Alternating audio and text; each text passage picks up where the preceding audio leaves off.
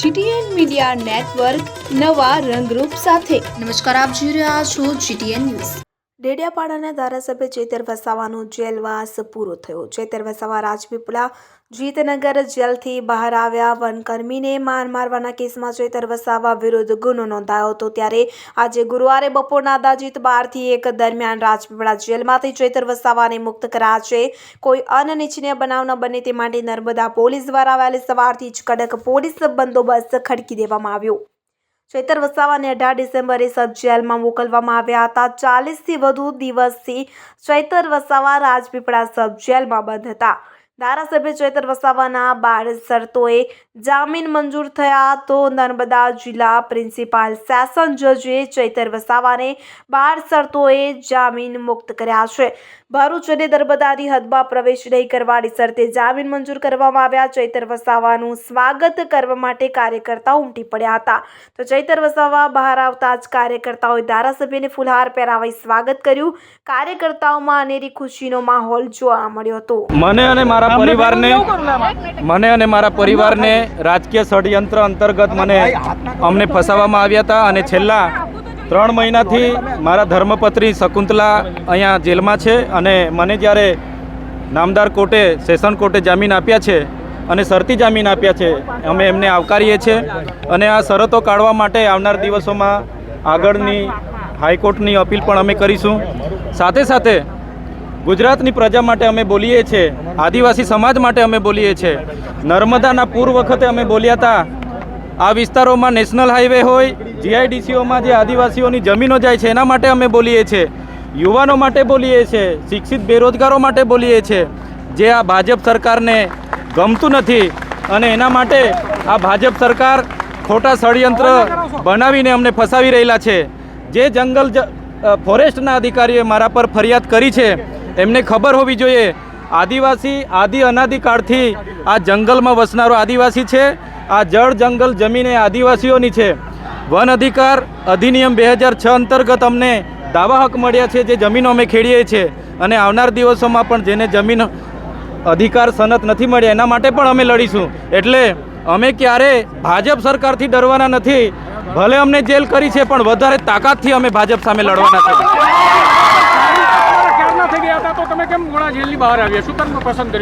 મારા ધર્મપત્ની છેલ્લા 90 દિવસથી જેલમાં છે। અમે સાથે આવવાના હતા પરંતુ સંજોગો વસાત અને એમનો આગ્રહ હતો કે વિધાનસભાનું સત્ર ચાલુ થઈ ગયેલું છે અને લોકોના પ્રશ્ન તમારે ઉઠાવવાના છે, એમના આગ્રહને માન રાખીને હું વિધાનસભાના સત્રના લીધે આજે જેલથી બહાર આવેલો છું અને આવનાર દિવસમાં ગુજરાતની પ્રજા હોય કે આદિવાસી સમાજ હોય એમના માટે અમે વિધાનસભામાં પણ લડીશું અને અવાજ બુલંદ કરીશું। આગળની આયોજન શું છે? ભરૂચ લોકસભાને લઈને કેવું આયોજન? તે દરમિયાન લોકસભાની ચૂંટણી તમારે લડવાની જાહેરાત કરી દેવામાં આવી, તેને લઈ શું કહેશો? ભરૂચ લોકસભા ચૂંટણીમાં માન્ય અરવિંદ કેજરીવાલજી અને ભગવત માનજી મારી મુલાકાતે આવ્યા હતા અને એમણે કીધું છે કે ચૈતરભાઈ તમારે લડવાનું છે। એટલે અમારા રાષ્ટ્રીય અધ્યક્ષ જ્યારે કહેતા હોય ત્યારે અમે પૂરી તાકાતથી ભરૂચ લોકસભા લડવાના છે અને ભરૂચ લોકસભા જીતવાના પણ છે।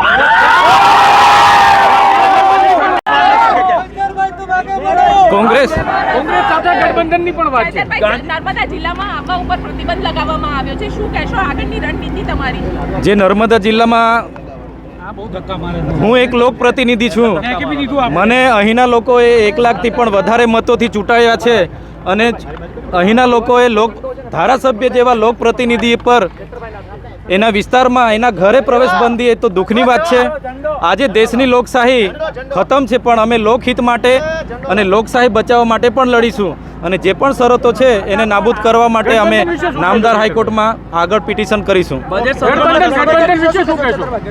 ગઠબંધન રાષ્ટ્રીય કક્ષાના નેતાઓ કરતા હોય છે, 28 જેટલા દળોનું ગઠબંધન છે।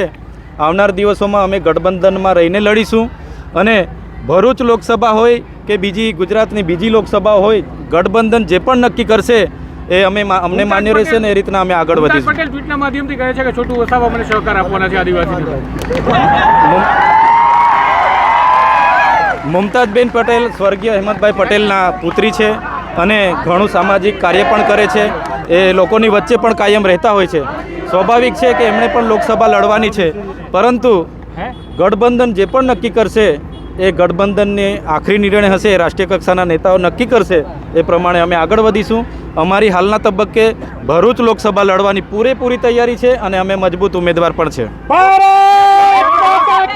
જેમાંથી 2 કોંગ્રેસના, 1 આમ આદમી પાર્ટીનું ને 1 અપક્ષનું છે અને એવું પણ કહેવાય રહ્યું છે કે ચૈતર વસાવા પણ જે દબાણ છે એ દબાણ સહન કરી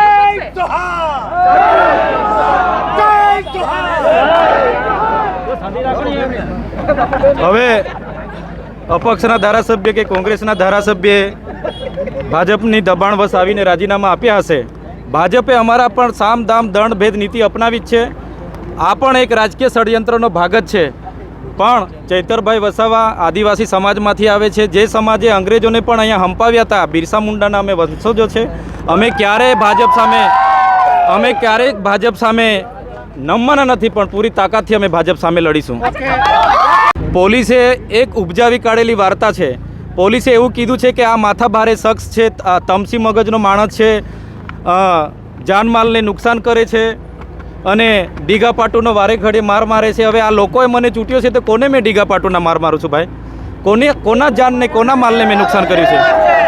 એટલે કોઈના જાનમાલને અમે નુકસાન નથી કર્યું કે અમે માથાભારે માણસ પણ નથી. અમારે જો માથાભારે માણસ બનવું હોય તો આ વિસ્તારમાં જંગલ ખાતું તો શું પોલીસની બી તાકાત નથી કે પ્રવેશ કરી શકે? એટલે આ પોલીસે અને ભાજપના લોકોએ બનાવી કાઢેલી વાર્તા છે. આવનાર દિવસોમાં સત્યનો વિજય થવાનો છે. સત્ય હાલ પરેશાન થઈ શકે છે પણ સત્ય પરાજિત નથી થવાનો, સત્યનો વિજય થશે. છેલ્લો સવાલ, ચૈતર વસાવાનું નવું સરનામું શું હશે? ચૈતરભાઈ વસાવાનું હાલનું સરનામું નર્મદા અને ભરૂચ જિલ્લામાંથી બહાર રહેવાનું સૂચવેલું છે. નામદાર કોર્ટનો અમે માન આપીએ છીએ, સન્માન આપીએ છીએ. હાલ હું ગાંધીનગર સેક્ટર 21 7મો બ્લોક 7મો રૂમ, ત્યાં મારું જે ક્વાર્ટર છે ત્યાં હાલના તબક્કે હું રોકાવાનો છું.